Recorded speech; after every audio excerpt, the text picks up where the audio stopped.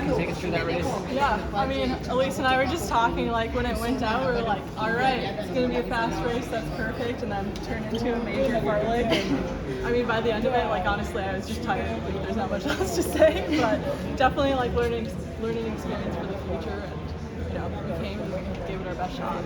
Were you tempted at all to get towards the front and push it out, It or is was. that silly? I feel like that indecisiveness was kind of what cost me, because I guess, you know, my best move would have been to make it as hard as possible and, you know, leave some people struggling. So, you know, that's something I can do in the future and something to think about if I were to make the Diamond League finals. Elise in the top 10, what do you think of that? Yeah, I think, I mean, happy with another top 10 finish, but I think definitely disappointed. Like, I think, I don't know, I'm sure Alicia feels the same way. It's like, I think the top finish is like 6th or 7th, and I feel like we just want to keep like cracking in there. And I think when I got the lap to go, I felt really good, and I was like, it's going to come down to a kick, and you feel like I can maybe be top 5 or top 6. So when they just blast the last 300, it very quickly goes from like, you feel like you're in 5th to like, oh shit, I'm in 9th again.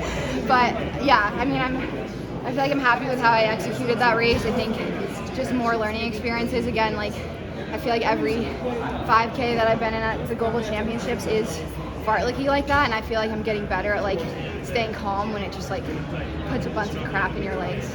Just like going and stopping. So yeah, just need to keep working. Someday we'll put the U.S. on the front. Yes. 2 of us in the top 3. 3 of us in the top 3. What do you say about this event? Do you guys think it's so tough to crack? Because this has been like, well, I think one of the few events that the U.S. hasn't medaled out of the most. It's just such you need so much speed and so much strength. It's like such a weird in-between distance. So like, I mean, I think we're both in a position of like, we can just keep on getting better every year. And if we can just make the U.S. more and more competitive, it's like, you have to have fun. So yeah. I mean, it's like you look at it, I was talking to Jerry before, and it's like, between like Faith, Segay, Safan, it's like you have people running 351, sub 350, so it's like you're not going to run away from them, and they're going to have speed at the end, so it's like figuring out how to at least like match it or be close. Yeah, that's probably one of the best 5Ks in history. Yeah. I mean, I feel like adding Faith it's crazy, yeah. How do you guys feel like physically after coming back from the 10K? Is this something, should you qualify for 2 teams like in a future meet, is it something you want to keep doing? Kind of go back to the drawing board and figure it out. Like, I definitely was more tired today than I would have been if I hadn't done the 10K, but that also comes with like, you know, the people who just won the race also double and triple. So it's just like, honestly, you just have to be so good. Moral of the story. I mean, I feel like that's what, I feel like even, whatever, like, I forget if it was last year or something when like Safan fell in like the prelims, and it's like, oh well, that takes something out of her for the prelim of 5, and it's like, no, like you're so good, so strong. It's like all those rounds, like you have to bring your A game, whether you double or not. Thank you very much. Elise, do you think the 5K is maybe your better event right now? And like based off the world champs this year, do you think maybe next year you choose to skip the 10 just to focus on it? I know you love the 1500. Yeah, I mean, I think I thought of that. Oh, it is? Nice. Perfect. But yeah, I mean, I kind of thought about that. It's like kind of something that, again, you have to like put out of your mind in those 3 days. Like I was pretty disappointed with the 10K, and I think I was like waffling kind of back and forth of whether I would double or not before, and I feel like I kind of came to the conclusion of like, I'm just gonna do the 5K, and Jerry was like, I think we should do both. And so I think initially after the 10K, I was like, oh man, I wish I didn't do the 10K.